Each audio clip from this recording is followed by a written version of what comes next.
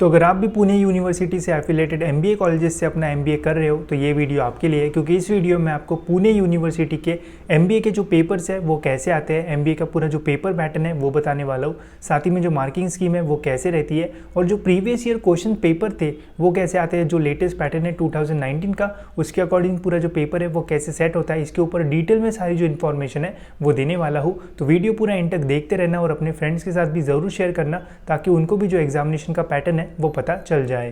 तो paper pattern और actual paper देखने से पहले सबसे पहले मैं आपको कुछ जो इंपॉर्टेंट इंस्ट्रक्शंस है वो दे देता हूँ, जिससे आपको एक जो बेसिक आइडिया एग्जाम का वो आ जाएगा। तो पुणे यूनिवर्सिटी में गाइस जो है एमबीए के लिए एक एंड सेमेस्टर एग्जामिनेशन होता है और जो बाकी के 50 मार्क्स है गाइस वो आपको इंटरनल असेसमेंट में मिलता है। उसमें काफ़ी डिफरेंट जो चीज़ें वो रहती है और ये 50 मार्क्स की जो एग्जामिनेशन है वो होती है। ठीक है, 50 मार्क्स को सॉल्व करने के लिए गाइज आपको कुछ पेपर में जो है वो 2 घंटे का जो समय है वो दिया जाता है और कुछ पेपर ऐसे होते हैं जहाँ पे आपको जो है वो 2.5 घंटे का जो समय है वो दिया जाता है। मेनली गाइज आपको पेपर में कुछ क्वेश्चन में एमसीक्यूज़ देखने को मिलेंगे, एमसीक्यूज़ काफ़ी कम देखने को मिलते हैं। थ्योरी और जो न्यूमेरिकल है ये आपको ज़्यादा देखने को मिल जाएंगे।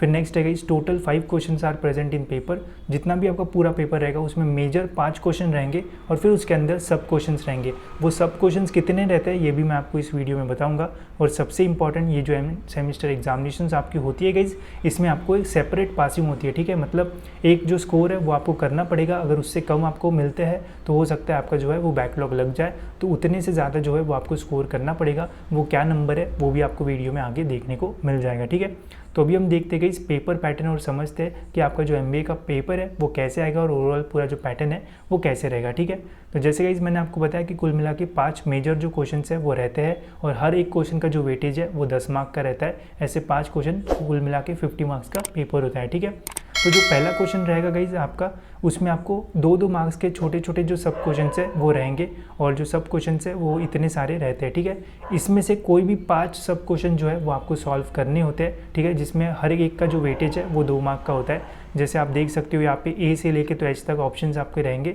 जिसमें से जो आपको लगता है, जो आपको अच्छे से आता है वो आप जो है वो सॉल्व कर सकते हो और हर क्वेश्चन के आपके 2 मार्क्स जो है वो मिल सकते हैं। ऐसे आपको एनी 5 जो है वो सॉल्व करने होते हैं। ठीक है, तो पहले क्वेश्चन का कुछ ऐसा जो फॉर्मेट है वो रहता है। दूसरा क्वेश्चन गाइस, दूसरे क्वेश्चन में बस 3 ही जो है वो सब क्वेश्चन रहते हैं। हर सब क्वेश्चन का जो वेटेज है वो 5 मार्क का रहता है। ठीक है, अब 5-5 ये 15 हो गए। 15 में से गाइस कोई भी 2 क्वेश्चन जो है वो आपको सॉल्व करना पड़ता है, मतलब इसका जो वेटेज है वो हो गया 10 मार्क्स। हर का वेटेज रहता है 5-5 मार्क्स। ठीक है, इसमें से कोई भी 2 जो है वो आपको सॉल्व करना है। ठीक है, फिर क्वेश्चन नंबर 3 गाइस, इसमें जो है वो बस 2 ही सब क्वेश्चन होते हैं। हर क्वेश्चन का जो वेटेज है वो 10 मार्क रहता है और इसमें से गाइस एनी 1 जो है वो आपको सॉल्व करना है। एक तो ए करो या फिर बी करो। ठीक है, इसका वेटेज 10 मार्क रहता है।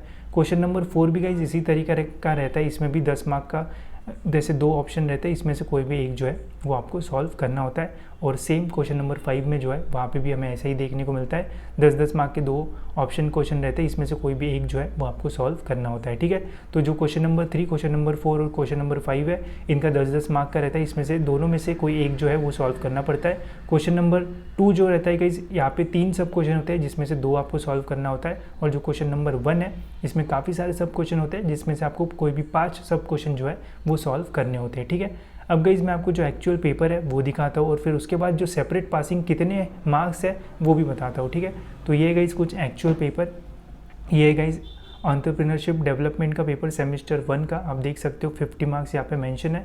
फिर all questions are compulsory, figures to the right indicating full marks. ठीक है, तो जो पहला क्वेश्चन है वो आप देख सकते हो, जैसे मैंने आपको बताया सॉल्व एनी 5 का रहता है, जिसमें आपको एच तक जो ऑप्शन है वो रहेंगे, इनमें से कोई भी 5 जो है वो आपको सॉल्व करना है। सभी का जो वेटेज है वो 2-2 मार्क्स का रहता है।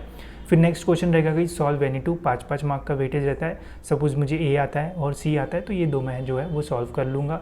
यहाँ पे गाइस जो टाइम है वो हो सकता है कि आपको कम पड़े, तो थोड़ा सही से चूज़ करना, ऐसा मत करना कि पूरे तीनों सॉल्व कर रहे हो। तो अगर आपको लगता है कि ऑप्शन में सारे सॉल्व करना है तो पहले जो मेजर सॉल्व है वो कर लेना, फिर अगर टाइम बचता है तो उसके बाद ऑप्शनल में जितने सॉल्व करना है वो कर सकते हो। फिर क्वेश्चन नंबर 3 में 2 क्वेश्चन रहेंगे 10-10 मार्क के, उसमें से जो भी आपको करना है वो कर सकते हो। Same question number 4 and question number 5 में जो है वो आपको देखने को मिल जाएगा। ठीक है, 2.5 घंटे का जो पेपर है वो होता है guys economic analysis for business decision. आप देख सकते हो टाइम यहाँ पे 2.5 आवर का दिया हुआ है। ठीक है, ड्रॉ नीट डायग्राम, इसमें डायग्राम्स वगैरह होगी इसलिए टाइम ज़्यादा है। यहाँ पे आप देख सकते हो एक MCQ का क्वेश्चन भी हमें देखने को मिल रहा है। MCQ काफ़ी कम आते हैं बट कुछ पेपर में जो है वो आपको देखने को मिल सकते हैं। यहाँ पे भी आपको काफ़ी H तक ऑप्शन मिलेंगे फर्स्ट क्वेश्चन में। बाकी पूरा जो पेपर है जैसे मैंने आपको फॉर्मेट बताया उसी फॉर्मेट में जो है गाइस वो आपको जो पेपर है MBA का देखने को मिल जाएगा, ठीक है। अब बात करते हैं गाइस सबसे इंपॉर्टेंट चीज़ के बारे में कि जो पासिंग क्राइटेरिया वो कितना है और कितना जो है वो आपको स्कोर करना पड़ेगा।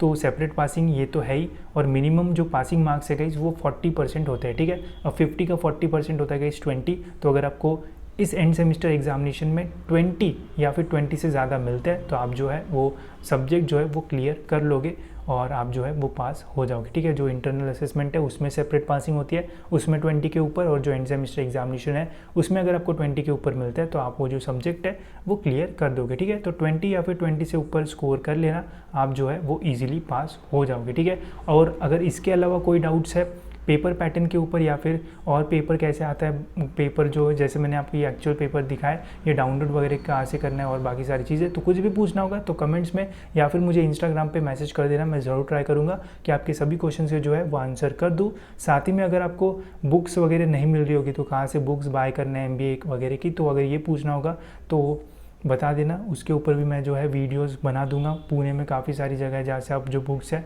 वो बाय कर सकते हो, या फिर और कोई भी डाउट होगा तो आप पूछ सकते हो। मैं ज़रूर ट्राई करूँगा कि आपके सभी डाउट जो है वो क्लियर कर दूँ, ठीक है। तो इस वीडियो में इतना ही गाइस, होप्स आपको वीडियो इन्फॉर्मेटिव लगा होगा। ऐसे वीडियोस के लिए गाइस चैनल को सब्सक्राइब करके बेल आइकन जोर से दबा देना ताकि आपको टाइम टू टाइम सारी जो इंपॉर्टेंट अपडेट्स और जो इंपॉर्टेंट इन्फॉर्मेशन है वो मिलती रहे।